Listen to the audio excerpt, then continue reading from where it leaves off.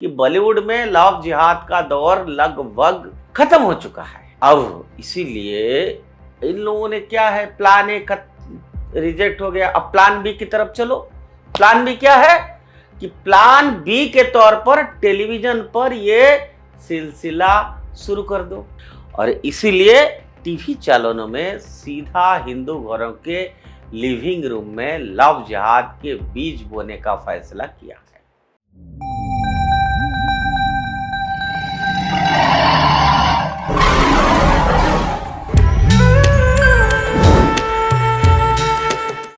नमस्कार मित्रों, उदय India digital में आप सबका बहुत बहुत स्वागत है। मैं हूं दीपक कुमार रथ। आज इंडिया थिंग्स में हम बात करेंगे कि कैसे जो भारत की टेलीविज़न है जो हर घर में लगा हुआ है, अब आजकल तो ये हर घर की कहानी हो गया कि सीरियल देखो, ओटीटी प्लेटफॉर्म पर देखो, ये देखो, वो देखो। यंगस्टर भी उसमें लगा हुए हैं, घर की घर की महिला होते हैं वो भी देखते रहते हैं।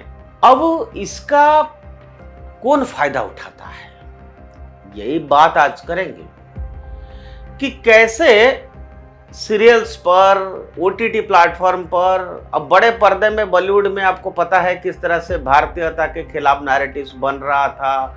हिंदूज को, हिंदू गॉड्स को, हिंदू देवता को, हिंदू मंदिर को, हर जगह पर कैसे बदनाम किया जा सकता था वो सब कर दिया। अब थोड़ा कंट्रोल में आया है बॉलीवुड, लेकिन अब उनका टारगेट क्या है कि ये जो सोशल मीडिया में या टेलीविज़न में जो अलग अलग सीरियल्स या फिल्म से आता है छोटे पर्दे पर, उसके थ्रू अब नैरेटिव भारत के खिलाफ शुरू हो गया है। आप सबका मालूम है कि ये जो मोबाइल है आज, ये हर घर की सदस्य हो गया है, हर मेंबर की सदस्य हो गया है। कोई काम नहीं है, सब इतना बिजी रहते हैं, इतना बिजी रहते हैं कि मतलब जिसको कहना ही नहीं है। बिल्कुल रैप्ट अटेंशन। भगवान को भी इतना कोई नहीं पूजा करते। भगवान को तो मथा टेकना थे, कैसे जल्दी करते, खाना कैसे जल्दी खा ले, सब बस मोबाइल में टिके रहना। इसी का फायदा शाम ढलते ही लाखों परिवार के ड्राइंग रूम में जो कहानियां चलती है, ये केवल मनोरंजन नहीं करती बल्कि रिश्ते, संस्कारों, आदर्शों और सामाजिक धारणाओं को भी प्रभावित करते हैं। मैं तो कहूं कई परिवार बर्बाद हो गया कि इस कहानी में ऐसे हो रहा है, हमारा भी ऐसे ही हो रहा होगा। अच्छा, मतलब जो भारतीय संस्कृति में, सभ्यता में, समाज में नहीं है, ऐसा कहानी वो सब दिखाते हैं।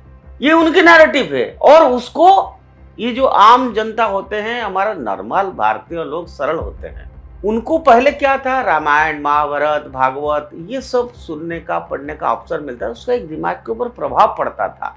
लेकिन आज सोशल मीडिया में जो घरों में हम देखते हैं या यंगस्टर्स देखते हैं, वो दिमाग के ऊपर पूरा टोटली नेगेटिव प्रभाव पड़ता है। वो अपना जीवन को भी बर्बाद करते हैं, परिवार को भी बर्बाद करते हैं, समाज को भी बर्बाद करते हैं। सुनने को राजी नहीं है आज कोई।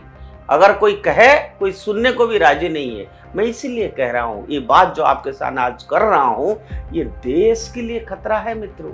हमें हमेशा अटेंटिव रहना चाहिए, सतर्क रहना चाहिए कि हम ये खबर देख रहे हैं, उसमें हमारे पर क्या प्रभाव पड़ रहा है, हमारे परिवार पर क्या प्रभाव पड़ रहा है, हम ये फिल्म देखने से क्या प्रभाव पड़ रहा है। क्योंकि अधिकतर लोग क्या है, अपने दिमाग नहीं लगाते हैं। वो जो देखते हैं सोचते हैं ये हमारे साथ भी हो रहा है, हो सकता है। लेकिन पर्दे का कहानी और रियल लाइफ की कहानी अलग होता है मित्रों। हर भारतीय को भारतीय संस्कृति के हिसाब से चलना चाहिए, अपने रूट को छोड़ना नहीं चाहिए। यही गड़बड़ है। और इसी कारण आज जो मैं ये बात कर रहा हूं, आपके सामने खुला बात कर रहा हूं, इसी कारण जब सोशल मीडिया पर यह प्रश्न उठता है, क्या लोकप्रिय धारावाहिकों में एक स्पेशल पैटर्न उभर के आ रहा है, तो उस पर चर्चा करना स्वाभाविक है। क्योंकि यह हमारा समाज को पॉल्यूट कर रहा है, देश के खिलाफ देश की मेंटालिटी के ऊपर प्रभाव डाल रहा है। वैसे ये कोई स्थापित सत्य नहीं है, बल्कि ये एक परिकल्पना है, लेकिन इतनी गंभीर अवश्य है कि उस पर विमर्श होना जरूरी है। मित्रों, ने पहले बोला ना कि बॉलीवुड में लव जिहाद का दौर लगभग खत्म हो चुका है। अब इसीलिए इन लोगों ने क्या है, प्लान ए रिजेक्ट हो गया, अब प्लान बी की तरफ चलो। प्लान बी क्या है कि प्लान बी के तौर पर टेलीविजन पर ये सिलसिला शुरू कर दो। टेलीविजन सीरियल ज्यादातर महिलाएं खासकर हाउसवाइफ्स देखती है, क्योंकि इनमें इमोशनल और ड्रामेटिक कंटेंट रहता है। पुरुष आमतौर पर ऐसे मेलोड्रामा देखने से बचते हैं, और इसीलिए टीवी चैनलों में सीधा हिंदू घरों के लिविंग रूम में लव जिहाद के बीज बोने का फैसला किया है। लोग इसे संयोग भी कह सकते हैं, लेकिन क्या ये केवल संयोग है या इसके पीछे कोई ऐसा ट्रेंड है जिसे समझने की आवश्यकता भी है? बहुत जरूरी है मित्रों। अब आप देखिए, मैं कुछ एग्जाम्पल जैसे आपके सामने रखता हूँ। एक सीरियल बताता हूँ, दिया और बाती हम। मुख्य किरदार का नाम क्या है? सूरज। अभिनेता कौन? अनस रशीद। सीरियल नंबर 2 है साथ निभाना साथिया। मुख्य किरदार का नाम अहम मोदी। अभिनेता कौन? मोहम्मद नाजिम। Serial number 3 Nabya. मुख्य किरदार का नाम अनंत। अभिनेता कौन? शहीर शेख। सीरियल नंबर 4 पवित्र रिश्ता। मुख्य किरदार का नाम दिग्विजय किर्लोस्कर। अभिनेता कौन? नावेद असलम। सीरियल नंबर 5 ये रिश्ता क्या कहलाता है।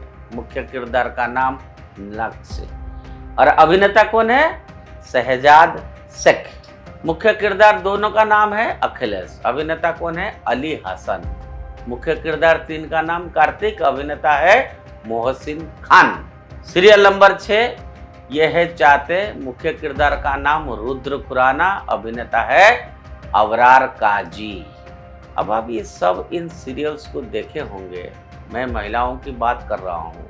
आपने अगर दिया हो, आपको दिखेगा कि इन सभी सीरियल में मुख्य महिला कलाकार हमेशा हिंदू लड़कियां ही होती हैं, और ये सब लोकप्रिय सीरियल में हिंदू परिवेश पर आधारित होते हैं, लेकिन मुख्य पुरुष अभिनेता हमेशा एक मुसलमान व्यक्ति होता है।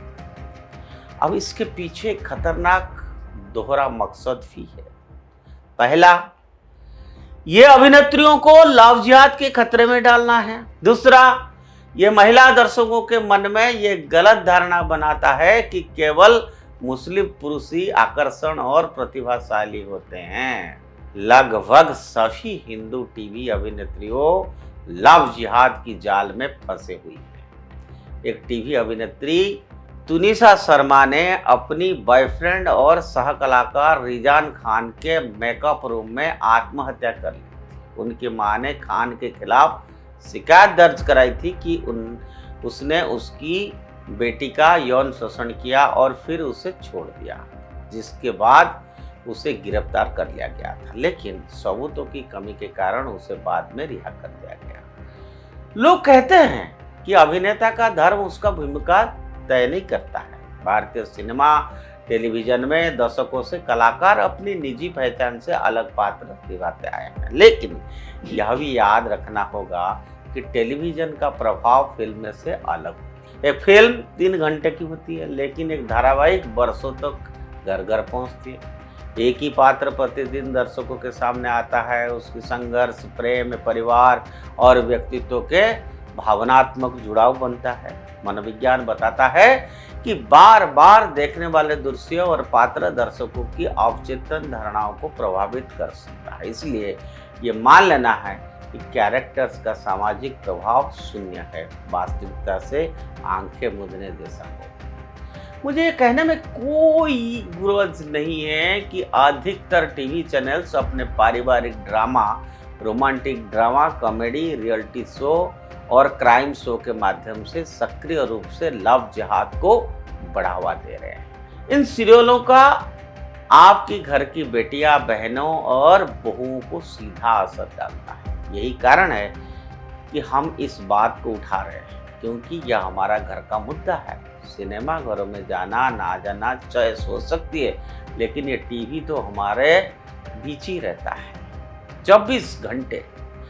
अब वो टेलीविजन की स्वरूप बदल गया। जैसे मैंने कहा कि ओटीटी प्लेटफॉर्म में, फलाना प्लेटफॉर्म, ढिकाना प्लेटफॉर्म, फलाना सोशल मीडिया में, फेसबुक में, इंस्टा में, ऐसा ऐसा रील्स, ये रील्स क्या पागलपन है।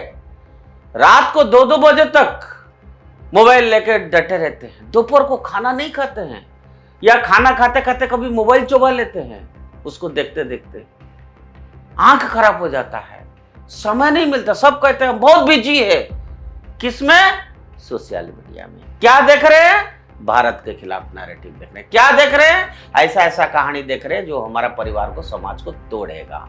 समय समय पर एडवर्टाइजमेंट, वेब सीरीज, फिल्म्स और धारावाहिकों में सांस्कृतिक प्रतिनिधित्व को लेकर बहस होती है। कभी धार्मिक प्रतीकों के चित्रण पर विवाद होता है, कभी पारिवारिक मूल्यों पर, तो कभी जातीयता और लैंगिक प्रस्तुत करते हैं। यदि समाज में अन्य वर्ग अपने प्रतिनिधित्व पर प्रश्न उठा सकते हैं, तो टेलीविजन में कास्टिंग और कथानक के लिए पैटर्न पर भी चर्चा लोकतांत्रिक विमर्श का हिस्सा होनी चाहिए कि क्या पैटर्न है उन टेलीविजन चैनल्स में, धारावाहिक में।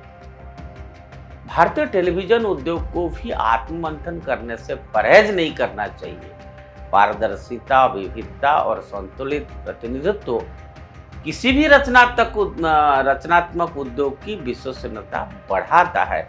यदि किसी पैटर्न पर दर्शकों का एक बड़ा वर्ग असहज महसूस करता है, तो उसे केवल साजिश या सिद्धांत या कंस्पिरेसी थ्योरी कहकर खारिज कर देना भी समाधान नहीं है।